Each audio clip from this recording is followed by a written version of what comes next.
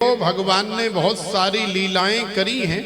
उन सभी लीलाओं में एक बहुत विशेष लीला है जिसका नाम है चीर हरण लीला। अब चीर हरण लीला को समझना या समझाना इतना आसान काम नहीं है,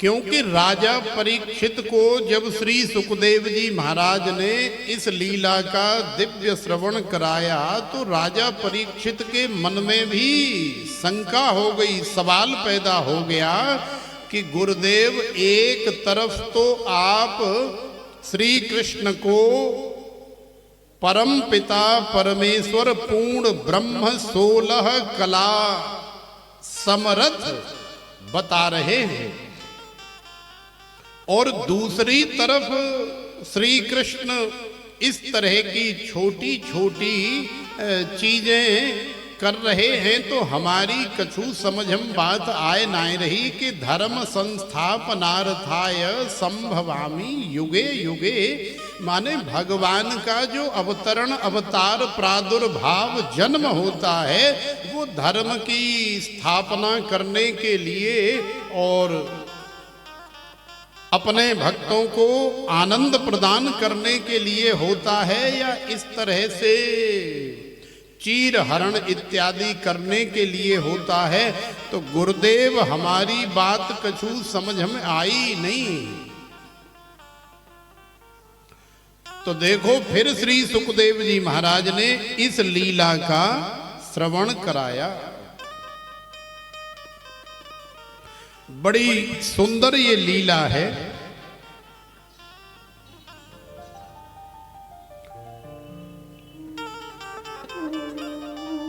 शरद ऋतु के बाद में हेमंत ऋतु आई और हेमंत ऋतु के प्रथम मास में अर्थात मार्गशीर्ष में ब्रह्म मुहूर्त में जाग करके ब्रज की ब्रजांगनाएं, ब्रज की कुमारी कन्याएं एक व्रत धारण करती हैं कि अब हमें इस मार्गशीर्ष में पूरे महीने सुबह 4 बजे उठ करके यमुना जी में स्नान करना है और माँ भगवती कात्यायनी की पूजा करनी है और माता कात्यायनी से प्रार्थना करनी है। तो देखो, हजारों की संख्या में कुमारी कन्याएं, हजारों की संख्या में ब्रज बधूटियाएं मार्गशीर्ष में सुबह 4 बजे यमुना जी का स्नान करके और फिर कात्यायनी माँ के मंदिर में आकर के उनके सामने बैठ जाती हैं और बैठ करके उनका पूजन करती हैं और प्रार्थना करती हैं। कात्यायनी महामाये महायोगिन्यधीश्वरी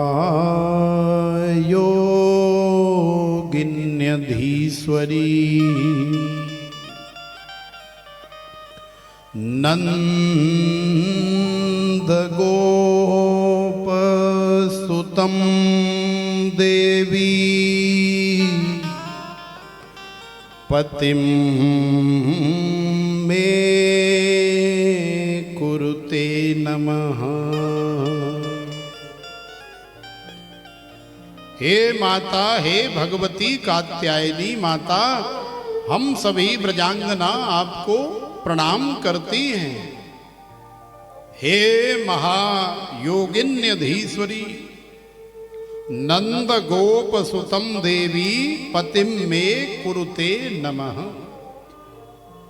हे मैया, यदि तुम हमें हमारी अर्चना वंदना पूजा का फल देना चाहती हो तो हम सभी की केवल एक ही कामना है। कौन सी? नंद गोप सुतम देही पतिम में कुरुते नमः। ये जो नंद के लाला हैं, ये जो नंद गोप के कन्हैया हैं, इनको आप हमारे पति बना दो, बस इतनी सी कामना है, इतनी सी प्रार्थना है, और हमें पूजा के बदले कुछ। तो देखो सारी ब्रजांगना माता कात्यायनी से केवल नंद बाबा के कुमार कन्हैया को ही माता कात्यायनी से वरदान में चाहती हैं, वरदान में मांग रही हैं। लेकिन विशेष बात यह है कि जिसे हम मन से अपना पति मानती हैं, तो फिर हमें उनसे कुछ छुपाना भी नहीं चाहिए। लेकिन ब्रजांगना यहाँ पर गलती ये कर रही हैं कि कन्हैया जब सामने आ जाते हैं तो कुछ कहती नहीं है। कोई कान पकड़ करके ऐंठती है, कोई घोड़ा बना करके बैठ जाती है, कोई रहपटो मार देती है, कोई हंसी मजाक उड़ा देती है, और कोई कछू करती है। लेकिन अपने अंदर से भाव ये रखती है कि संत्यज्य सर्व विषयांस तब पाद मूलम, माने यही हमारे पति परमेश्वर हैं, यही हमारे प्राणनाथ दीनानाथ। त्वमेव माता च पिता त्वमेव, त्वमेव बंधुश्च सखा त्वमेव, त्वमेव विद्या द्रविणम त्वमेव, त्वमेव सर्वम मम देव देव। तो भगवान चाहते हैं कि यदि तुम भगवान से प्रेम करते हो तो इजहार करो। यदि तुम्हें किसी प्रकार का कोई डर नहीं है, यदि तुम्हें अपने प्रेम पर पूर्ण विश्वास है, तो इजहार करो।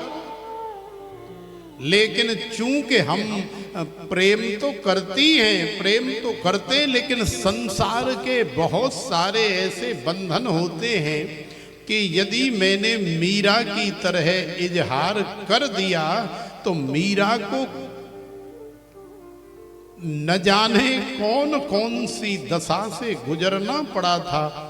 अब हम आपको कैसे बताएं कि मीरा ने क्या क्या अपने जीवन में नहीं सहा। किस लिए? केवल इजहार ही तो किया था कि मैं सेवक रघुपति पति मोरे, मैं तो केवल गिरधर गोपाल की हूं, दूसरों न कोई। जाके सिर मोर मुकुट मेरो पति सोई। तो मीरा की तरह यदि इजहार कर दिया तो हो सकता है जीवन में बहुत सारी समस्याएं खड़ी हो जाएं। इसलिए संसार की समस्याओं से भी डरते हैं। तो ब्रजांगना अंदर से तो प्रेम करती हैं, लेकिन कभी श्याम सुंदर से इस बात का इजहार नहीं किया। भगवान चाहते हैं कि यदि तुम मुझे पति मानती हो तो भगवान अपने मुख से कभी कहो तो सही। कहती नहीं है लेकिन अंदर से मानती है। खैर कोई बात नहीं, इसी तरह से समय व्यतीत होता रहा। एक दिन कन्हैया ने देखा कि ये लाखों की संख्या में ब्रज कुमारिकाएं, ब्रज बधूटियाएं, ब्रजांगनाएं, गोपस्त्रियाएं, गोप रमणियाएं, ये सब सुबह 4 बजे नित्य जाती हैं और 5 बजे यमुना जी में अंधेरे अंधेरे में ही स्नान करती हैं। लेकिन गलती ये है कि ये वस्त्र पहन करके स्नान नहीं करती, ये निर्वस्त्र होकर के स्नान करती हैं।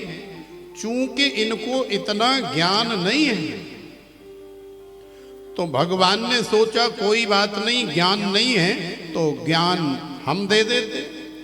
तो एक बार स्नान करके आ रही थी तो कन्हैया बीच रास्ते में मिल गए और सब रोक ली और कन्हैया ने ज्ञान देना शुरू कर दिया।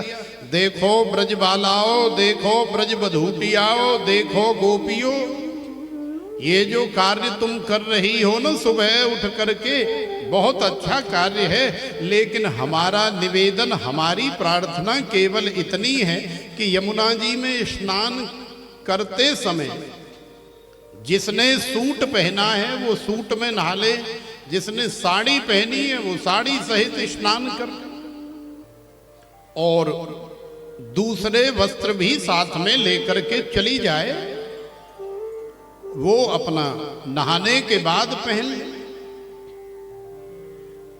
तो गोपियों ने हंसी मजाक में ले लिया और कन्हैया का कान पकड़ करके खींचा, चिढ़ाते हुए। कोई पेट में नोच रही है, कोई बाल खींच रही है, कोई नाक पकड़ रही है, कोई गुलचा मार रही है।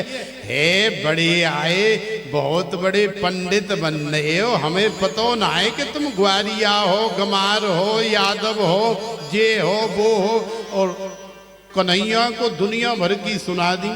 हमें पता ना है तुम्हारी बहुत बड़े आचार्य जी बन रहे हो, बहुत बड़े महात्मा, बहुत बड़े वेदांती, बहुत बड़े प्रवचनकार, कथाकार बन रहे हो।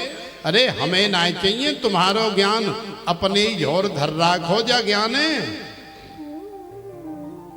तो भगवान ने फिर भी बड़ा विनम्र निवेदन किया कि देखो ब्रजांगनाओं, वो सब तो ठीक है, लेकिन थोड़ा समझने का, थोड़ा रिलायंस तो करो भाई।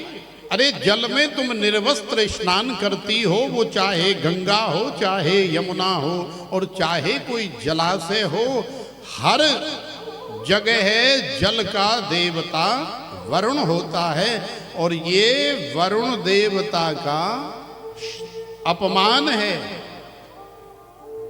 तो सबसे पहली बात तो तुम वरुण देवता का अपमान कर रही हो, अपराध कर रही हो। चूंकि तुम मुझसे प्रेम करती हो, मेरे सन्मुख रहती हो, इसलिए मैं नहीं चाहता कि तुमसे किसी प्रकार का कोई अपराध बने। अरे अब रिंदेओ, बहुत दे दिया आपने हमें ज्ञान। तो कन्हैया ने फिर कही, देखो चलो मान लिया जाए हमने वरुण देवता भी भले नाराज है जाएं, फिर भी हम उन्हें मना लेंगे, कोई बड़ी बात नहीं।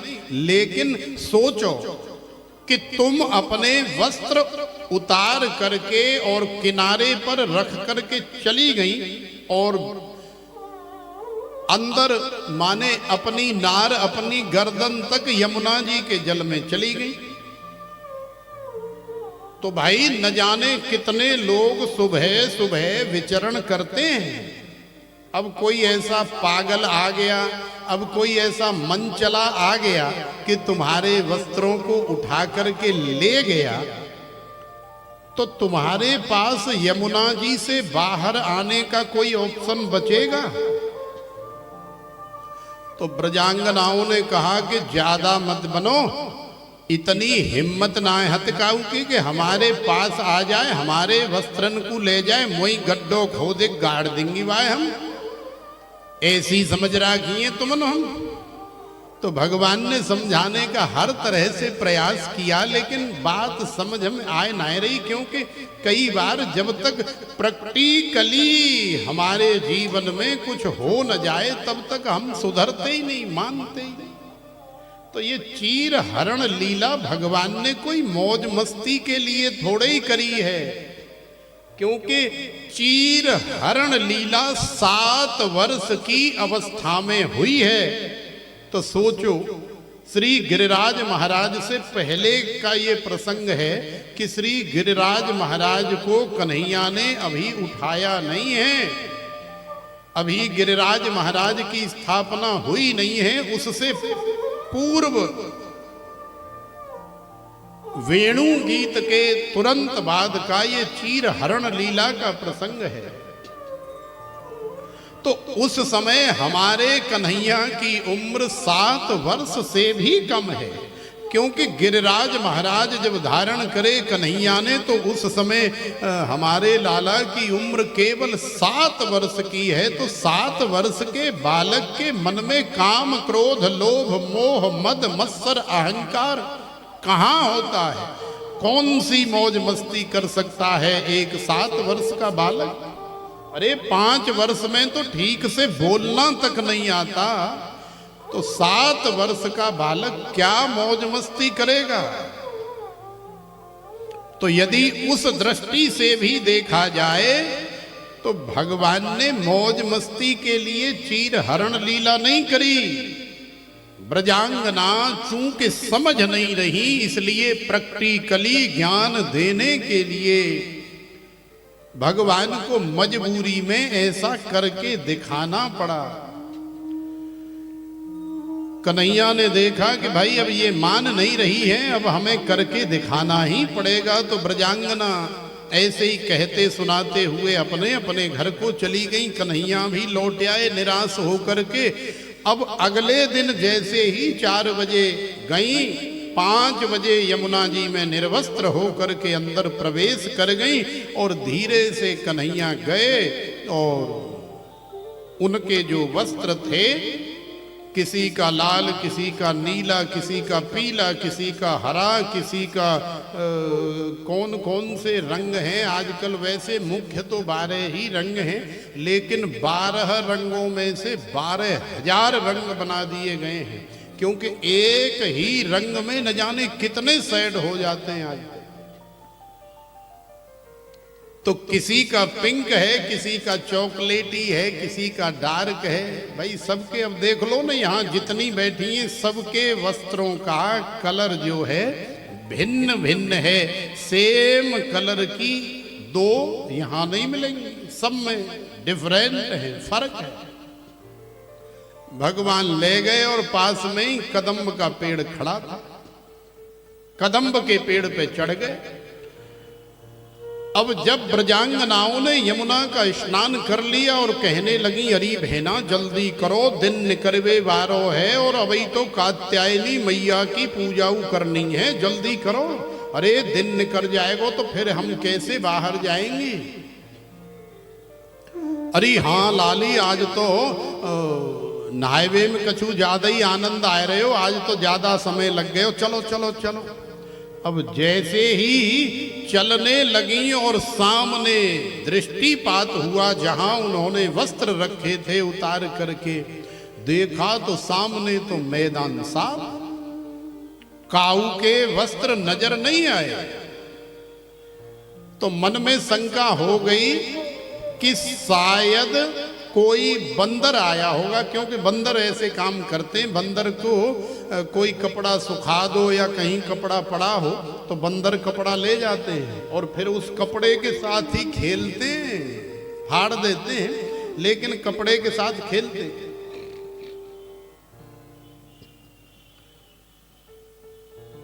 तो बंदर कहाँ गया होगा? बंदर पेड़ पे गया होगा। तो ब्रजांगनाओं ने यमुना जल से ही ऐसे ऊपर की तरफ दृष्टिपात करके देखा तो सामने है कदम्ब का पेड़, और कदम्ब के ऊपर अब तो नए नए रंग बिरंगे कलर नजर आने लगे। नीला, पीला, चॉकलेटी, पिंक, काला, हरा, बैंगनी, भूरा, सफेद, लाल, अनेकों प्रकार के कलर नजर आने लगे। दूर से देखने में ऐसे लग रहा है जैसे कदम्ब के ऊपर रंग बिरंगे पुष्प खिल रहे हों। लेकिन जब गौर से देखा तो अरे राम राम राम राम, ये बंदर नहीं है, अरे ये तो वानराधीश है, ये तो बंदरों का अधीश्वर है, जगदीश्वर है, जिसने दही माखन की चोरी कर करके बंदरों को खिलाया, बंदरों को लुटाया। ये तो उनका सरदार है, अरे ये तो नंद के लाला हैं। तो जैसे ही पता लगा तो समस्त ब्रजांगना हाथ जोड़ करके कन्हैया से निवेदन कर रही है, श्याम सुंदर ते दास्य करवाम तवोदितम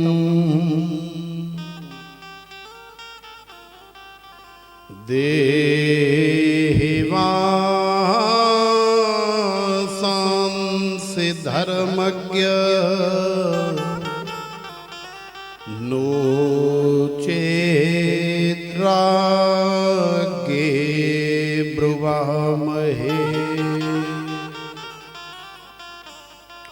तो समस्त ब्रजांगना हाथ जोड़ करके निवेदन कर रही हैं कि श्याम सुंदर ते दास्य, हे श्याम सुंदर, हे कन्हैया, हम तुम्हारी दासी हैं और हम तुमसे प्रार्थना कर रही हैं, लाला हमारे कपड़न को दे दो, हमारे वस्त्रन को दे दो। और यदि आपने ऐसा नहीं किया तो हम अभी जाएंगे और जा करके नंद बाबा से तुम्हारी शिकायत करेंगी, तुम्हारी चुगली करेंगी और तुम पे फिर बहुत मार पड़ेगी, बहुत डांट पड़ेगी। देहवासांस धर्मज्ञ, तुम्हारे जैसे लोगों को जो धर्म के अनुयायी हैं या धर्म की रक्षा करने वाले हैं, ऐसे धर्मज्ञ पुरुषों को इस तरह की हरकत जो है शोभा नहीं देती। अरे जल्दी करो, दिन निकलने वाला है। भगवान ने कहा कि अच्छा हमारी दासी भी बन रही हो और ऊपर से हमें दाव धौंस भी दे रही हो कि जल्दी दे दो, नहीं तो मैं नंद बाबा से जाकर के शिकायत कर दूंगी, तुम्हें मार पड़ेगी और न जाने क्या क्या सजा मिलेगी। तो ठीक है, अरे जो होएगी सो देखी जाएगी, तुम पहले हमारे बाबा से शिकायत ही करे आओ। अब तो ब्रजांगनाओं ने सोचा कि अरे शिकायत करने हम जाएंगी कैसे भाई, हमारे पास वस्त्र ही नहीं है, हम तो यमुना जी से निकल ही नहीं सकती, तो शिकायत कहां से करेंगी। तो ब्रजांगनाओं ने बहुत प्रार्थना करी, हे श्याम सुंदर, हे कन्हैया, अरे भैया हमारे वस्त्रन को दे दो, आप हमारी बात मान जाओ, हम आपकी दासी हैं, आपकी सेविका हैं और अंदर से आपको ही वास्तव में हम अपना सब कुछ मानती हैं, माने पति भी आपको ही मानती हैं, तो आप फिर हमारे साथ ऐसा दुर्व्यवहार क्यों कर रहे हो। तो भगवान ने कहा कि यदि तुम हमें अपना पति मानती हैं तो पति में और पत्नी में तो किसी प्रकार का कोई भेद नहीं होता है। तो यदि सच्चे हृदय से तुम हमें अपना पति मानती हो और स्वीकार करती हो तो जो जो पति मानती है वो यमुना जी से बाहर आ जाए और बाहर आकर के हमसे अपने अपने वस्त्र ले जाए।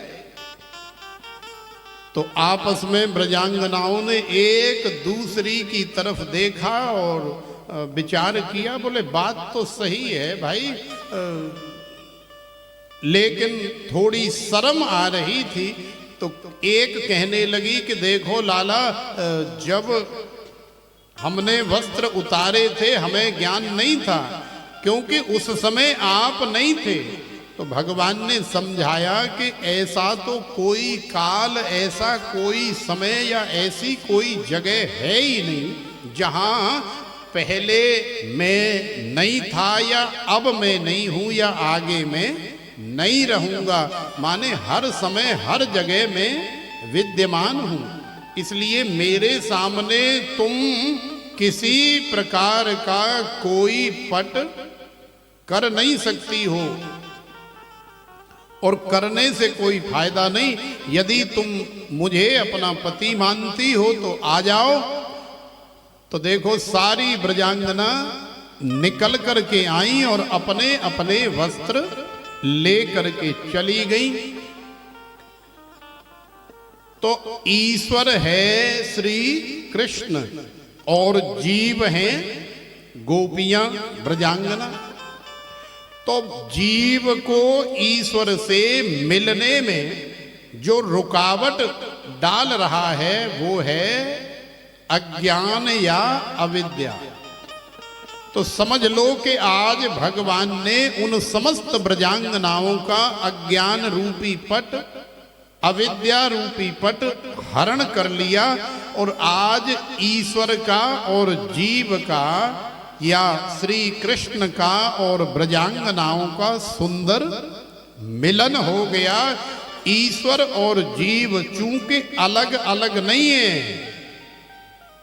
लेकिन जितनी देर हमें अज्ञान रहता है, जितनी देर अविद्या में हम लोग रहते हैं, उतनी देर हमें लगता है कि हम ईश्वर से पृथक हैं, अलग हैं, अन्यथा दोनों एक ही हैं। तो आज श्री